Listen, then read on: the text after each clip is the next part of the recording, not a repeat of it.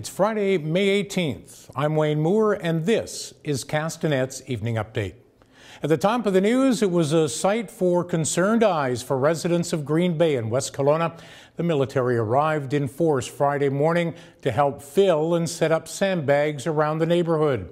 Fire Department Assistant Chief Brent Watson learned about the deployment early Friday morning. As for residents, members of the Residents Association are thankful for the help. Truthfully, I am so thankful. We are all so thankful because of what we went through last year. When we heard that we were possibly flooding again, we were all like... Very supportive to have anyone that would come and help. Absolutely. The 45 troops will be in Green Bay as long as they're needed. More troops deployed to Twin Lakes west of Penticton. 44 troops there, part of a 300-member contingent sent from Edmonton. Twin Lakes has been dealing with extraordinary high water this year.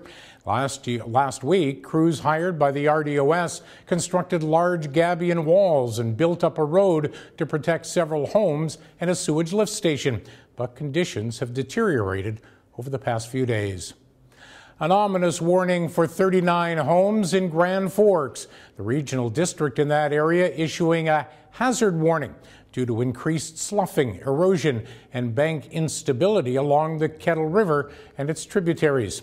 The river is expected to crest Saturday. While Grand Forks battles the worst of the flooding in the province, people near and far are pitching in. Several crowdfunding pages have been set up to assist flood victims, collectively raising more than $43,000. All of those funds raised will be given to the local organizations that are right here on the ground providing flood relief to those displaced community and its residents, that according to the RDKB. City of Penticton getting ready for an influx of long weekend tourists. The city has groomed and manicured beaches along Skaha Lake.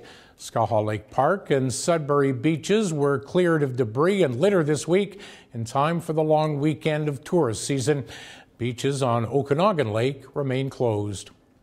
In other news, Vernon Mayor Akbal Munn shares in the frustration of downtown business owners who are struggling with the actions of some of the city's homeless.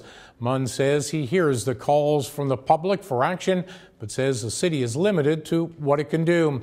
Earlier this week, business owner Bob Sattler dumped a load of garbage on the steps of City Hall. That garbage was left on his property. Vernon police are investigating that incident. Police in Princeton have a man in custody following a violent break-and-enter Sunday. 22-year-old Jonathan Haller faces 7 charges, including possession of property obtained by crime, possession of a firearm while prohibited, and 2 counts of uttering threats. The 91-year-old victim is recovering from injuries he suffered in that attack. Another mass shooting at a U.S. high school has left 10 dead, another 10 injured. A 17-year-old student of the school in Santa Fe, Texas, near Houston, opened fire with a shotgun and handgun as the school day began. He has been arrested. It was like a scene from Fast and Furious after an SUV smashed through a fence at the back of the Chevron property on Main Street in Penticton. A witness says she saw the vehicle drive through the bushes beside the Wholesale Club gas bar, dart across Carmi Avenue and into the Chevron parking lot before ending up in the fence.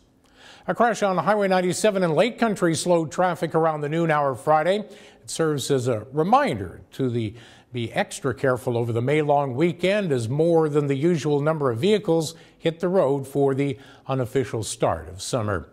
And 2 RCMP vehicles collided in Kamloops Thursday night as they raced to assist a 3rd officer in trouble. The incident happened at 5th and Victoria. Both officers were assessed at hospital, then released. A long weekend weather forecast, sunshine and cloud expected for the duration of the May-long weekend, highs ranging from 22 to 27 degrees.